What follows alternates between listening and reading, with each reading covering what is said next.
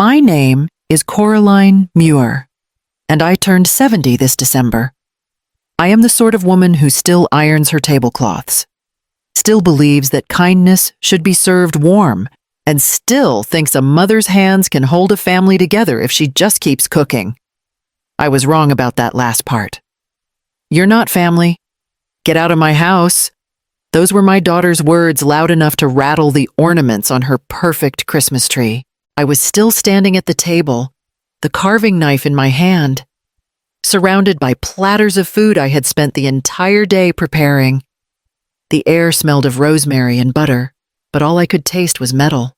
I set the knife down gently beside the turkey. The napkins were folded like swans. The china gleaming under candlelight, everything chosen to make the night beautiful. I had come early that morning, carrying groceries in both arms. Tamsin barely looked up from her phone when I arrived. Her husband, Orrin, gave me a polite nod before retreating to the television. It was my granddaughter, Junia, who ran to me with a hug so fierce it almost undid the loneliness I'd been pretending not to feel. For 12 hours I had chopped, stirred, and basted, pretending we were still the family we once were. I had raised Tamsin alone after her father died, working late nights, sewing dresses for neighbors to pay the bills. I thought those sacrifices had bought me a place in her grown-up world. Now she stood across from me, eyes blazing, voice shaking with anger I could not recognize. Behind her, Orrin sat frozen, his fork still halfway to his mouth. Junia had begun to cry softly. I straightened my back. My face burned, but my voice was steady when I spoke. Remember this night, Tamsin, I said. You didn't just lose your mother, you lost your future. The words landed like glass breaking in the quiet room. I unfastened my apron, folded it neatly, and placed it on the chair I had planned for myself. Then I walked toward the door, each step careful, deliberate, outside. Charleston was still dressed in lights. The air was cold and salt-sweet from the harbor. Snow fell lightly against my coat as I closed her gate behind me and began the long walk home. The market opened before sunrise, the lamps still buzzing above the stalls. I was already there, counting bills from my pension envelope, choosing each ingredient like it might save the evening. The butcher knew me by name. Holiday feast again, Mrs. Muir, he asked. I nodded and smiled, though my hands trembled slightly on the paper bag. Christmas was supposed to be about comfort.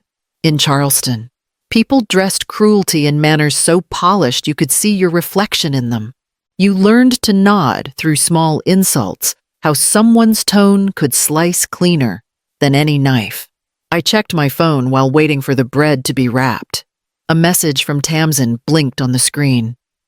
Running late. Mom, help later. Just 3 words. No greeting. No warmth. Still, I told myself she was busy. I always found excuses for her tone, even when the words said more than she intended. Last year's Christmas floated back like a bitter aftertaste. I had spent hours decorating her dining room with red ribbons and candles, trying to make it feel like the home we once had. Tamsin arrived half an hour before dinner and complained that the lights were too bright for her photos. Orrin talked the whole evening about rising property values in Mount Pleasant, as if a number on a paper meant more than the people sitting around the table. I remember clearing the plates while they debated how older homeowners should think ahead. They meant me, of course. This year, I carried my groceries with more care than joy. Among the bags was my small recipe box, handwritten cards in fading ink, the same ones my mother left me. The sweet potato pie card was worn thin, the corner bent from years of use. Tamsin had once promised she would learn it someday. Someday never came. By the time I reached her townhouse, the morning had turned soft and gold. I stood on the doorstep balancing 2 heavy bags and that fragile box. Inside, I could hear the faint hum of music, the sound of a family preparing for a holiday, I told myself I belonged in that sound, even as the silence waiting behind her door said otherwise. By mid-afternoon, the kitchen was hot and humming. I had rolled pie crusts, basted the turkey, and lined the counters with bowls that gleamed under the light. Junia stood on a stool beside me, stirring the cranberry sauce with both hands and humming a Christmas tune. "Keep it slow, sweetheart," I said. "If it bubbles too high, it'll stain your sweater." She giggled and lowered the spoon. "Mom never lets me help. She says I make a mess." From the living room, Tamsin's voice floated in without looking up from her phone. "Because you do. Junia, you'll splash sauce all over Grandma's clothes." "I don't mind a few spots," I said. Tamsin didn't answer. The faint click of her nails on the screen filled the silence. Oren's voice came next, smooth as the wine he was pouring. "That cottage of yours must be lonely this time of year. Coraline. Big place for one woman." I wiped my hands on a towel. "It keeps me busy. You should think about selling," he said. "We could help you invest. You'd be set for life." They always spoke about my home as if I were already gone, as if my memories were just bricks waiting to be cashed in. I stirred the gravy harder than I meant to. Junia looked up at me with her gentle eyes. "Grandma, I wish you lived with us.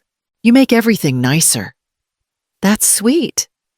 "Darling," I said softly, "but Grandma's old house still has her roots." Tamsin sighed. "Junia, stop distracting her. We're trying to eat before dark." The table was ready an hour later. I set the dishes carefully while Oren adjusted the television volume. When we finally sat, Junia reached for the cranberry sauce with both hands. The bowl slipped, crimson spilling across the white cloth. Tamsin shot up from her chair. "Junia, look what you've done. You ruin everything." Junia's lip trembled. "I didn't mean to. It's just a tablecloth," I said. "No harm done. Don't defend her, Mom." Tamsin snapped. "You always take her side. You make me look like the bad one in my own house." Her voice rose, sharp and echoing. Oren kept eating, eyes down. I reached for Junia, but Tamsin slapped her napkin onto the table. "You know what? Mom, if you can't respect me under my roof, then leave." The sound of her words cut through the room like breaking glass. I sat perfectly still, the warmth from the oven fading as quickly as my daughter's kindness. The morning after felt too quiet to be real. The tide moved slow against the reeds beyond my porch, the fog hanging low over the Ashley River. I stood at the window holding my coffee, watching the first light turn the water pale gold. My hands still smelled faintly of roasted herbs. "Coraline Muir," I said to my reflection in the glass. "It's time to remember who you are." The woman looking back at me didn't seem broken, just tired of being careful. By 8, I called Rhea Lombard. She was one of the few who had known me before life grew small. "Come by the cafe on East Bay," she said. "I've got scones and opinions." When I walked in, Rhea was already waving from the corner, her gray curls tucked under a bright scarf. She reached across the table and squeezed my hand. "You look like you've been through war, honey." Something like that. I told her everything from the spilled cranberry sauce to Tamsin's words that still echoed like a cracked bell. Rhea listened without interrupting, her eyes sharp, not pitying. "You've been serving love to wolves," she said when I finished. "They don't bite the hand that feeds them, they keep it around so they don't have to hunt." I almost laughed, but it caught in my throat. "She's my daughter. She's also a grown woman who treats you like staff. You raised her. You don't owe her tribute." I stirred my tea, remembering each small moment I'd ignored Tamsin rolling her eyes when I offered advice. Oren asking for my account numbers just in case, the way they called my house that old place instead of Mom's home. Rhea leaned closer. "You still have your own lawyer." "Yes. Keaton Hale. He handled Harold's estate after he passed." "Then call him," she said. "Today. Protect what's yours before they decide it already belongs to them." The words landed heavier than I expected. I thought of my cottage, my savings, the recipe cards tucked in the drawer, the pieces of me they treated like leftovers. I nodded slowly. I'll call him this afternoon. Rhea smiled, proud and fierce. Good. Let's see how they handle a mother who finally draws a line. Outside, the fog began to lift, and the air carried the faint scent of salt and resolve. Keaton Hale's office smelled faintly of ink and lemon polish, the kind of clean that money liked to wear. I had not seen him in over a decade, not since Harold's funeral. He stood as I entered, his frame leaner, his hair grayer, but his eyes still carried that quiet steadiness I remembered. "Coraline," he said warmly, "it's been too long, and not for good reasons." I replied, setting my purse on the chair. "I need to make some changes." He nodded, as if he had already expected that. "Then let's start at the beginning." We sat across his wide mahogany desk. I told him about the Christmas dinner, the argument, the way Tamsin's voice had cracked the air open. He listened without interrupting, just taking notes with a steady hand. When I finished, he set the pen down. "You're doing the right thing," he said. "This isn't spite. Coraline, it's structure. You're protecting your own life." "I'm not trying to punish anyone," I said softly, "but I've realized I can't build a future for people who don't value my past." He leaned back, studying me. "Tell me what you want to do." "I want Junia to have a trust when she's older. Something modest, college. Maybe a start in life. The rest, I want redirected to organizations that help women who've been abandoned or mistreated." "That's a very specific cause." "It should be," I said. I've seen what happens when a woman's life is treated like a favor someone can revoke." Keaton smiled faintly. "Then let's make it official." For the next hour, we reviewed every clause, every account. His questions were practical, his tone respectful. When he read aloud the section replacing Tamsin's name with the name of the Charleston Women's Haven, I felt something loosen inside me, not anger, not victory, just release. "This will be legally binding once you sign," he said, sliding the pages toward me. I took the pen, my hand steady, justice dressed as paperwork. I murmured. Keaton looked up. That's one way to put it. When I sealed the folder, it made a crisp sound, final and clean. For a moment, I thought of the swan-shaped napkins from that night, folded perfectly before being stained red. Some things couldn't be washed, only replaced. I stood to leave. "Thank you, Keaton." "You're welcome," he said. "And Coraline, this is only the beginning." Outside, the wind carried the sharp scent of rain, and for the first time in years, I wasn't afraid of getting wet. 1 week later, they arrived at my door as if nothing had ever happened. Tamsin wore a cream coat and a smile that looked rehearsed. Orrin carried a box of chocolates and 2 cups of coffee. "Mom," she said brightly, stepping inside without waiting. "We thought you might like some company." I gestured toward the living room. "You found me," I said. They settled on the couch, smiling too much. I noticed how Orrin placed his cup carefully on the coaster, like a man preparing for negotiation. "We wanted to tell you about a business opportunity," he began. "A boutique lease just opened downtown. Perfect location. High-end clientele. Everything we've dreamed of." Tamsin's eyes shone with the same excitement she used to have when she wanted a new bicycle. "It's our chance." "Mom, we just need some help getting started." "How much help?" I asked, though I already knew. "Only $200,000, Orrin said, his voice smooth. "It's practically an investment, not a gift. You'd be our partner." I folded my hands on my lap. "That's a great deal of money." "It's nothing compared to what you have," Tamsin said lightly. "And we'd pay you back, of course." While she spoke, I reached for the napkin on the side table. setting it over the small recorder I'd turned on earlier. Their words came out like polished stones, careful and shiny. "Do you have a business plan?" I asked. Oren smiled. "We're putting it together. The numbers are solid. Though, it's just that the lease won't wait. So, no plan yet," I said. "Mom?" Tamsin said, leaning forward. "You know us. You know we'd never let you down." I let the silence stretch until her smile began to falter. I remember hearing that once before. Oren shifted in his seat. We thought after the holidays. Things might feel different. Families argue, but families also apologize. I said, Tamsin blinked. "This isn't about that night. It's about opportunity." Her voice thinned under the weight of her own words. I reached for my cup and stood. "I'll think about it." Tamsin forced a laugh. "Mom, time is short." "Yes," I said, walking them to the door. "It always is."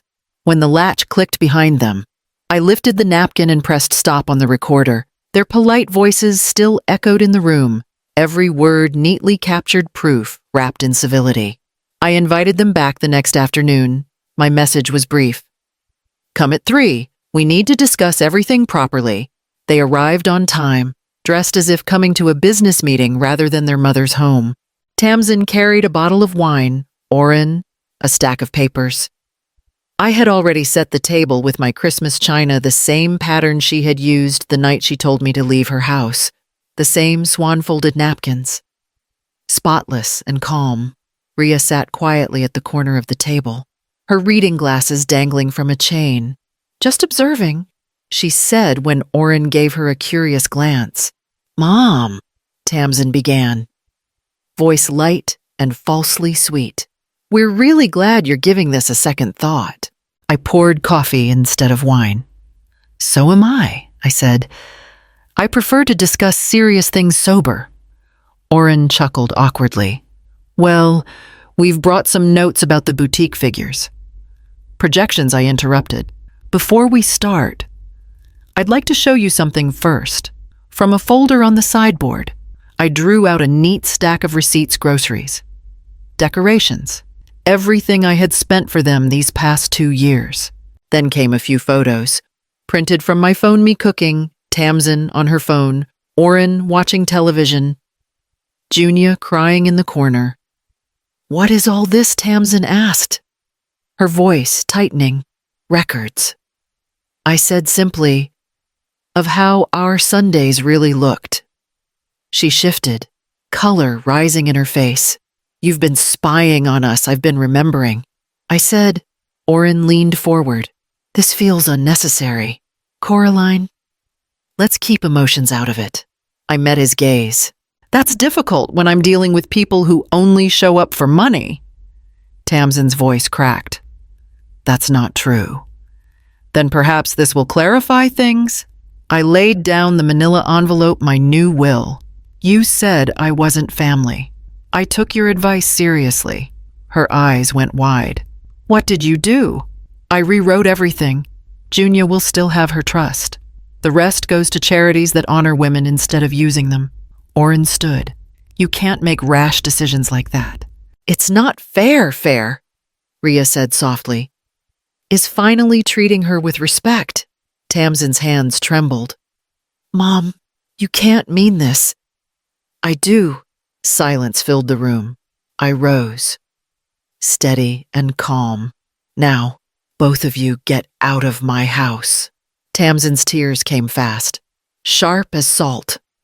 They left without another word. When the door closed, my body shook, but I did not collapse. Rhea touched my shoulder. I let myself cry quietly. Not from pain, but from release. 10 days passed before the call came. I was folding laundry when the phone vibrated on the counter. Tamsin's name lighting the screen. Her voice was wet with panic. "Mom, please, I need to talk to you." "It's bad.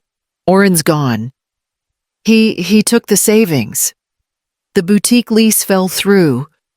I don't know what to do." I said only, "Meet me at the cafe on Wentworth Street."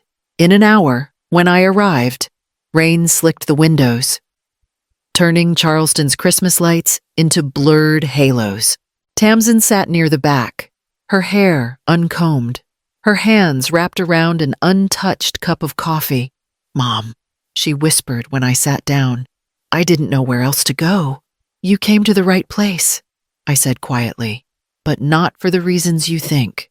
She nodded, tears already sliding down her cheeks. "He left me with everything: unpaid bills, rent, debt collectors. I thought I could handle it. I thought he loved me." Her voice cracked on the last word. I stirred my coffee. "He loved your wallet. You mistook that for devotion." She flinched. "Please don't talk to me like that. I'm already drowning. I just need a little help, maybe a loan. Just until no." I said, calm and final, "You don't need my savings. You need your conscience back." She looked at me, disbelief flickering through the tears. "You'd really watch your own daughter lose everything I already did," I said softly, "the night you told me I wasn't family." The words hung between us, heavier than the rain. I reached into my purse and slid a folded card across the table. "That's the number for a legal aid center. They help people untangle bad contracts and worse choices. Start there." She stared at the card as if it were written in another language. "Is that all?" I placed a $20 bill beside the coffee cup. "That's for your drink. The rest is yours to rebuild." Then I stood, draped my coat over my shoulder, and walked out into the rain. Behind me, I heard her begin to cry again, but this time, I didn't turn back. Spring came quietly to the river. Soft light moving across the curtains of my cottage. The air smelled of new grass and jasmine from the fence I'd finally repaired myself. Rhea arrived first, carrying a plate of lemon biscuits. "You're early," I said, smiling. "I didn't want to miss this," she replied. "It's the first tea you've hosted in months." A moment later, Mrs. Lanier and Joyce from down the lane joined us, their laughter filling the porch. I had set out the good china, the one I used to save for holidays, but one chair remained empty, a folded napkin resting on its seat. On top of it, a small card in my handwriting read, "For lessons learned." Rhea noticed it right away. "That's new." I poured her tea. "It's a reminder," I said. "Some chairs are best left that way." She nodded, understanding more than I said aloud. Junia had been visiting on weekends since February, her laughter a bright thread in my quieter days. She baked with me, helped plant marigolds, and once whispered, "Mom says she's working on herself." I had only nodded, grateful for truth spoken gently. Tamsin's letters came every few weeks short, trembling things written in pen rather than pride. She didn't ask for money, only forgiveness. I hadn't answered yet, but I kept them in a drawer beside my recipe cards. As we drank our tea, the sun climbed higher, glinting off the water beyond the trees. The empty chair caught the light, its white napkin fluttering softly in the breeze. Rhea reached for my hand. "You've done well." "Coraline?" I smiled, the kind that comes from somewhere deeper than relief. "Forgiveness doesn't mean return," I said. "It means release." The wind shifted, warm and steady. I looked at the chair again, shining beneath the morning sun. Some seats you lose by force, others you leave by choice.